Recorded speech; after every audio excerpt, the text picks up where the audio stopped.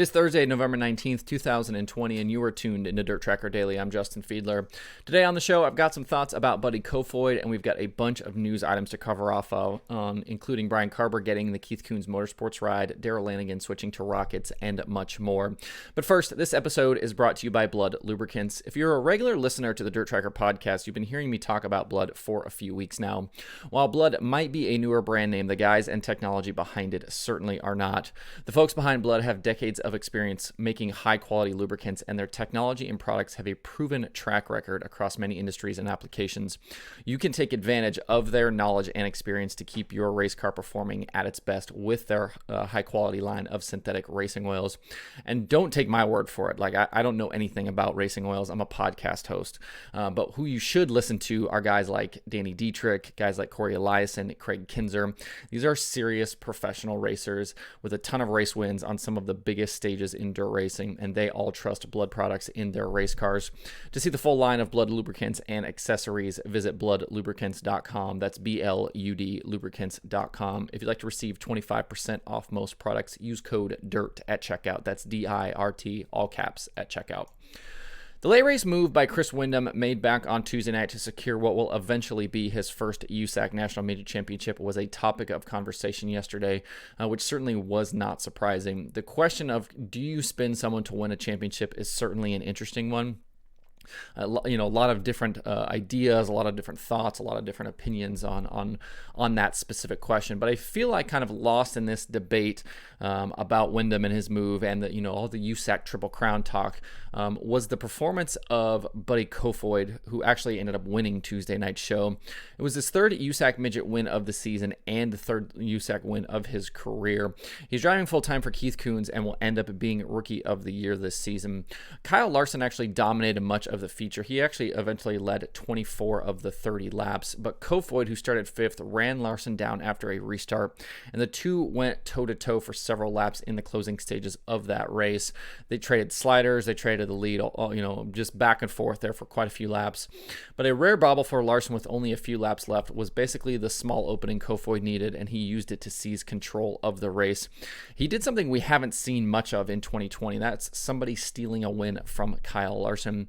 Kofoid is 18 years old and from California, so Larson is clearly somebody Kofoid has looked up to in his burgeoning career, and he was obviously excited following the win, which I mentioned yesterday.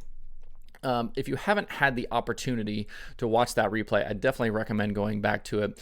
Kofoid's baby face and aggressive style are a study in contrast, and he's really, really fun to watch race, especially in a midget where kind of that throwing elbows, aggressive moves, that's kind of the norm in that series. It's both surprising and not surprising that Kofoid was able to take one from Larson. Surprising in that Kofoid is in his first season racing a midget full time. You wouldn't expect somebody in their rookie year to be able to make those types of moves, and yet not surprising given Kofoid's resume and just how incredibly talented it is. He is. He's already got a Fremont track championship.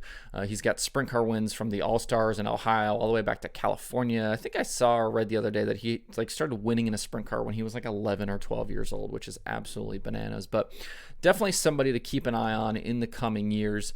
Whether he ends up in the pavement world and going NASCAR racing, he could certainly take a similar path as Bell and Larson, or if he just stays in dirt racing and runs sprint cars for the rest of his career. He's going to be really, really fun to watch. He's fun to watch right now, but somebody definitely to keep an eye on in the future. We talked a few weeks ago on the show about the Keith Kunz Motorsports Give Back Classic at Millbridge Speedway. Brian Carber was the 600 micro winner that night and had his choice between taking home an additional $10,000 or getting to drive for Keith Kunz at the Chili Bowl. Carber chose the money to inject some much-needed help into his small operation. Since then, the racing community started a GoFundMe campaign to put together the money to get Carber into that Kunz ride, and yesterday we found out via Flow Racing that Carber will indeed get the opportunity to race with KKM at the Chili Bowl. Carber races micros in Pennsylvania, and this will be his first opportunity to compete in a midget. To see a video interview with Carber and get all of the details, head over to Flow Racing. Very, very cool story. Super pumped that Carber is going to get that opportunity after all. After years campaigning his own Club 29 chassis and then switching over to Barry Wright race cars, Darrell Lanigan will reunite with Mark Richards and Rocket Chassis for his 2021 late model season.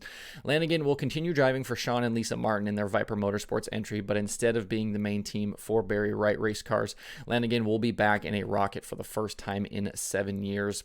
In an interview with Kevin Kovac at Dirt on Dirt, Lanigan mentioned the need to make a change to have a chance to get back to winning championships, and that the Rockets are appealing with all of the builders' successes, especially here in recent years. Lanigan and Mark Richards had a public falling out in 2013, but over the years have gotten over their issues and are being back to being friends again. To see Kovac's full column with comments from Lanigan and Richards, head over to dirtondirt.com. Sprint car team TKS Motorsports, which started out 2020 with Chad Baysflug as the driver and ended with Brooke Tatnell in the seat, will have a new driver in 2021. Tatnell and the team announced the split in recent days. The team has been a regular contender in Knoxville weekly action and around the Midwest at other big sprint car events. Tatnell won with the IRA Sprint Car Series at Cedar Lake in September, driving for the team. Both Tatnell and TKS are still working on 2021 plans. We've been following the recent progress at the soon-to-be-reopened West Virginia Motor Speedway, who actually just revealed their 2021 schedule yesterday, but now we'll have another new track to keep an eye on. Local Indianapolis businessman Kevin Garrigus, who owns the recently resurrected Indianapolis Speedrome, has signed a long-term deal with the Marion County Fairgrounds to open a quarter-mile dirt track. Work is already underway on construction. The fairgrounds are located about 7 miles from downtown Indianapolis, where Interstates 465 and 74 meet. The track's first full event will be May 20th and 21st, and will feature the All-Star Circuit of Champions. The track hopes to schedule USAC events. They're going to feature late models, modifieds, legends, outlaw karts, and a whole lot more in their weekly racing. A piece on Speed Sport mentions that Garrigus is utilizing Speedrome track president Jonathan Bird to help get the project rolling, and several improvements are coming to the fairgrounds infrastructure. A new website will be launched soon, but you can find Circle City Raceway on Facebook.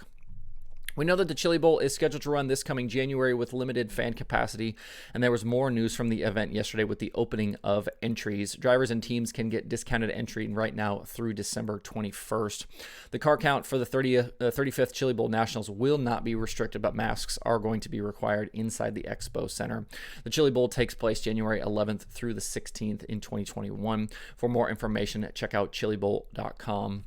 World Racing Group and CBS Sports Network announced yesterday that fans can again watch dirt racing on Sundays through the end of the year at 7 p.m. Eastern, starting with this coming Sunday. The 10 weeks of broadcast will feature both World of Outlaws Series and the Super Dirt Car Series. This TV partnership with CBS Sports Network has been happening for several years now, and even blossomed this year and actually to a couple of live events.